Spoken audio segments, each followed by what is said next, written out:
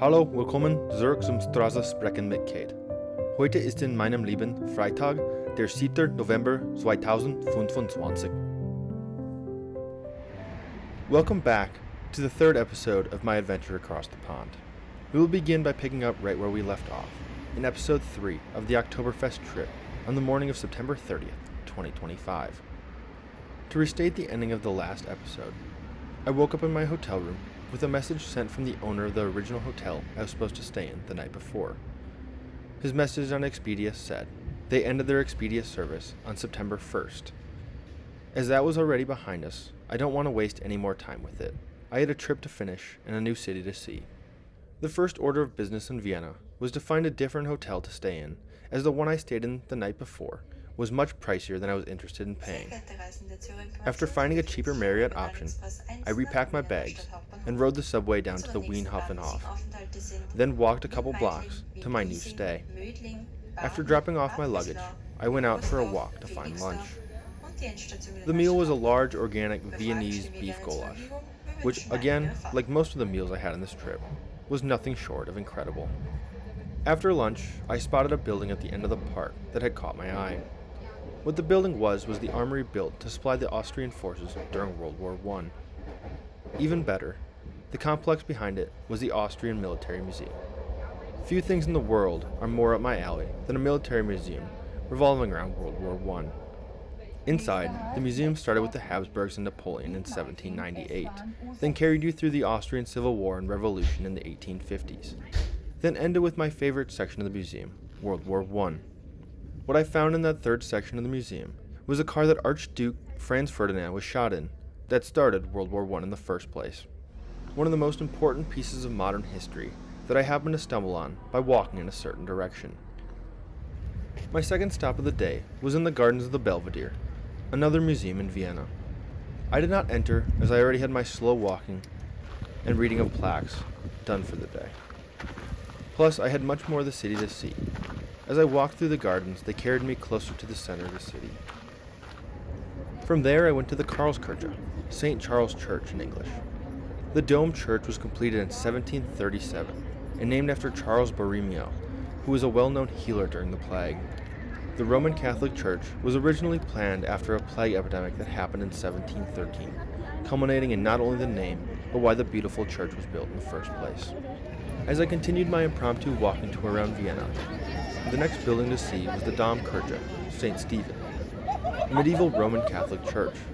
The current edition of the church is part Romanesque and part Gothic, being completed in 1578, sitting on the site of two previous churches dating back to 1137. As the city outgrew its religious capacity, this building was dedicated to sit as the head of the Catholic Church in Vienna, a role it still holds today. On the entirety of the walk, I was in awe of how big these buildings are. For as old as many of the structures in this city are, the size and detail put into each of them is really just indescribable. So different from how the modern world we live in is built. As I now write and reflect on this day's walk, I'm amazed at the amount of history I was able to connect to, from religion to war, from the prestige of royalty to the nameless peasants who died building this city. This is all of their gifts to us. A concept I tend to ponder on a lot is how the generations of our ancestors past left gifts for us to still enjoy today. Then I think about what we're leaving our offspring. As I have a lot more of the trip to get through, we'll have that conversation another time. After my long walk, I found myself thirsty for a beverage, which I found at Piff & Co Bar. I was still struggling with the time change, so I returned to the hotel to rest. I had a pizza from the restaurant next door, then I relaxed for the last couple hours of my day. Many of you have observed that I love to travel aggressively. Sometimes it is only right to actually relax on vacation. That was how I ended my first day in Vienna, in my boxers, eating a pizza, looking out at the courtyard below. My second day in Vienna, after a good night's rest, started bright and early, with a load of laundry, as I was out of clean clothes. I threw my laundry in the machine, then I went out to find myself an espresso and a croissant. I'm still slowly entering the world of coffee. This was my first ever time having an espresso. I rather enjoyed it. I'm not a big fan of the taste of coffee, but in such a small dose, I found it rather manageable between the bites of my croissant that melted in my mouth. My view from the window of the coffee shop was so peaceful. A fall morning with children walking to school, people dropping off their kids on their way to work. A church and a schoolhouse are the center stage holding a plaza together. A comfortable seat I found myself in to start the day.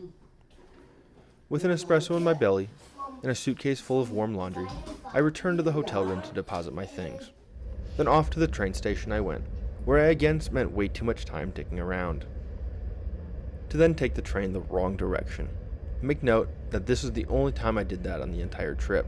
I knew I was boarding the wrong train too, but the phone said I was on the right platform. I knew it was wrong, I trusted my phone, and I got burned. Unfortunate. Once I was riding in the right direction, I found my stop in Molding, Austria, a suburb of Greater Vienna. I hiked through the cute little village to the top of the ridge, finding the Schwarzer Turm, Black Tower, that was closed to the public on that day. I thought it would be the closest thing I got to a medieval castle.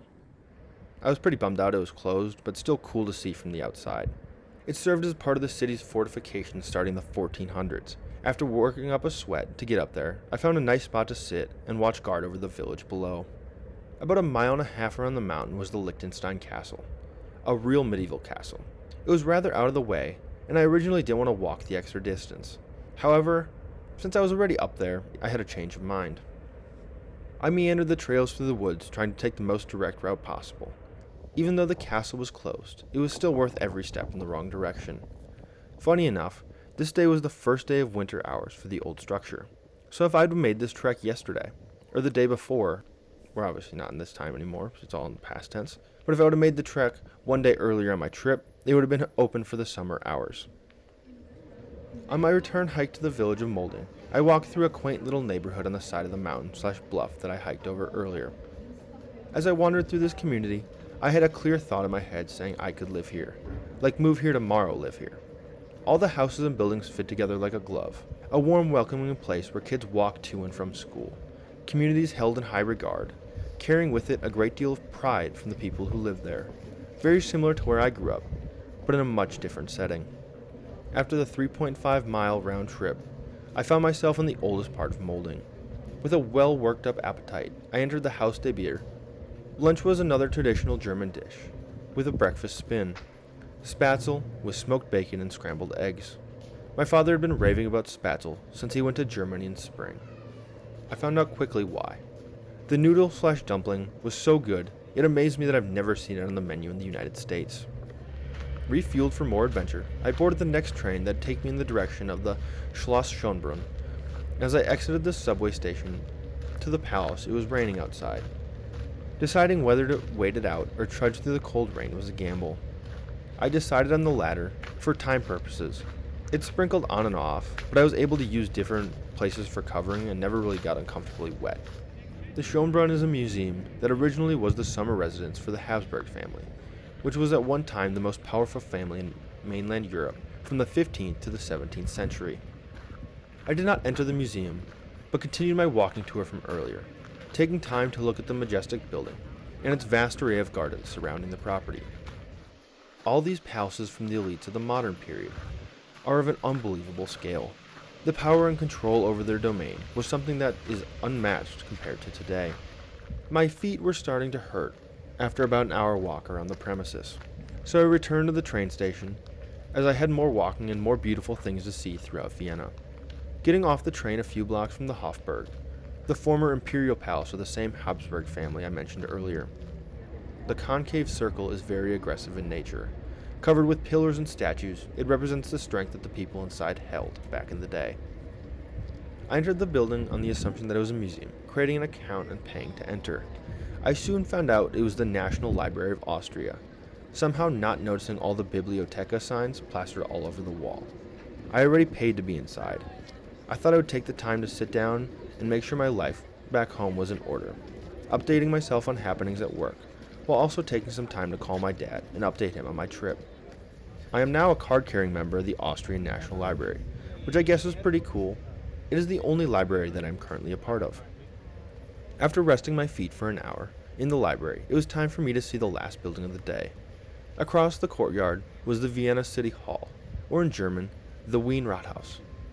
I love that the word City Hall in German is Rathaus, because after all politicians are corrupt. That always gives me a good laugh when I think about it. With the setting sun, it was time for me to find a place to belly up and find some locals. After another delicious dinner, I wandered the streets looking for a spot that seemed right for the night. Turning a corner, I saw a few people smoking a cigarette and a sign for an Irish pub down an alleyway. Bingo, I thought, as an Irish pub is a cheat code when it comes to good beer and even better conversation. The bartender there and a man named Marcus that was sitting next to me were both originally from Ireland. As the Guinness kept flowing, I had a wonderful night with the two of them trading stories and just having a good old time. In the future, every time I order a Guinness, I will think of them. To the both of you, Prost. Here again is where I'll leave you, in a bar stool in Vienna. 3 episodes through my adventure in Europe, with my true Oktoberfest experience on the horizon. I hope you all have enjoyed the trip as much as I have so far. As always, thank you for listening. I love you. Bye.